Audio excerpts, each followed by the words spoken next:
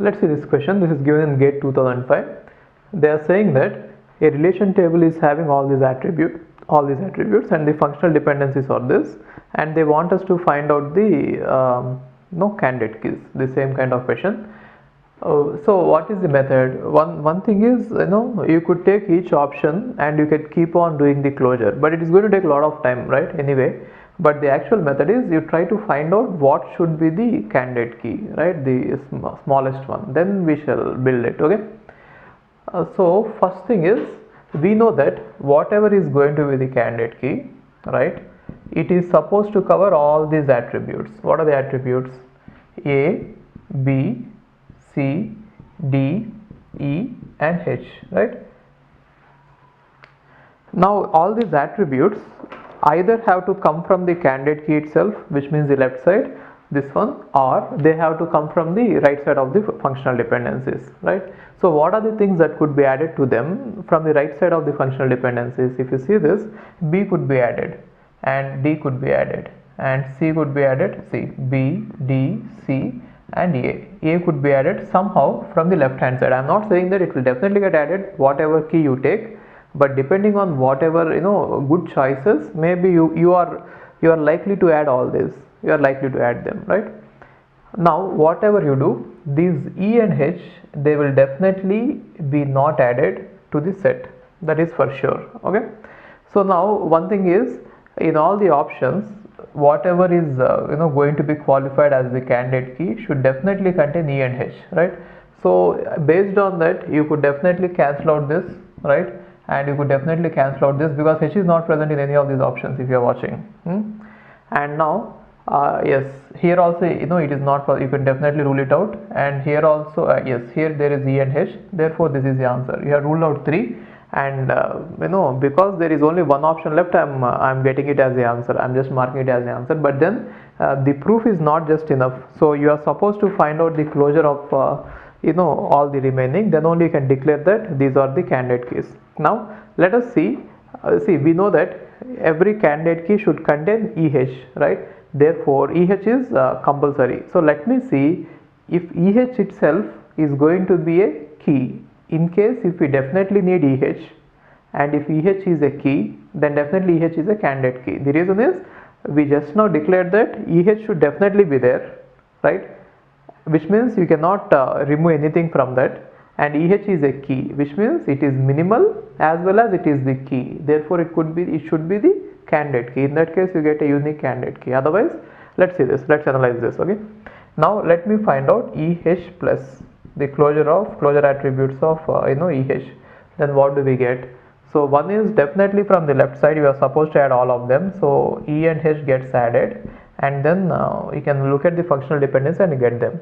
So I cannot add this, I can add C, right? And then using EH and C, I'll not be able to add any further attributes, isn't it? Just check the left hand side. No left hand side other than this is a combination of EH and C, right? Therefore EH is clearly not a key, right? Definitely every key should contain EH, but EH itself is not going to be the key. Then what should we do?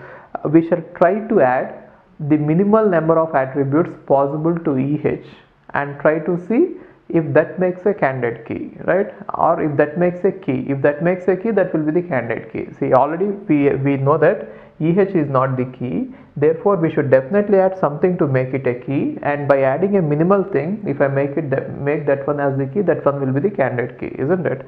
Let's see what minimal I could add. So to EH, the minimal thing I could add is one attribute. I'll try to add one attribute and I see if I could make it a candidate key. Let us say we add one attribute like this, A. Then I'll try to find AEH or B, isn't it? Or C or D, right? I'll try to see if they make up the candidate keys. So if this one has to be the candidate key, I'll just find out the closure. AEH is there, right? And now because of E, I'm going to add C, right? And because of A, I'm going to add B, and because of BC, I'm going to add D. I think we got all, right? We got all the 6. Therefore AEH is a key, right? since the closure of this contains all the attributes, AEH is a key, and we know that this is the minimal key. The reason is, I'm not saying minimum, it is minimal. Minimal means you cannot remove any of the attributes from this and you could still make a key. See, you cannot remove A, because if I remove A, we just found out that EH is not good enough, and we cannot remove E because we can never derive E without E, and we cannot remove H because the same reason, we cannot get EH without H. Therefore this is a key and it is minimal, so it is also candidate key. So this is a candidate key. Got it? Now what about this one, BEH? Again, same thing. Let us find the closure. So one is B, because of BEH I get BEH, and now because of E I get C, right? And because of are you following it? Because of E here I got C, because E determines C is there, and because of BC I get D, and because of D I get A. I got everything, right? Therefore BEH is also a candidate key. It is key and it is minimal, it is a candidate key. Got it? And what about CEH?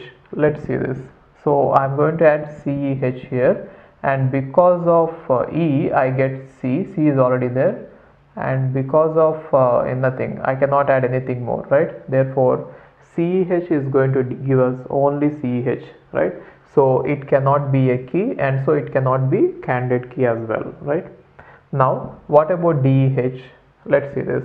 Now you want to make DEH a candidate key, we should find it out. So DEH, now because of D I can add A, right? And because of A I can add B, and because of E I can add C. Everything is added, right? Therefore this is also a candidate key. Got it? So these three are candidate keys, right? And what about this one? This one failed. CEH failed to be a candidate key. Now let me see if CEH added with something else might become a candidate key. Now if I have to add something to CEH, the minimal part, what should I add? What are the options I have? Only options I have is A, B and D. So from only A, B and D I have to take an attribute and add it here. But if you try to add A to this, right, already AEH is a candidate key, therefore ACEH cannot be a candidate key, it will be a super key. Or if you try to add B to this, again BEH is already a candidate key, so BCEH is not going to be a candidate key, and same thing with D.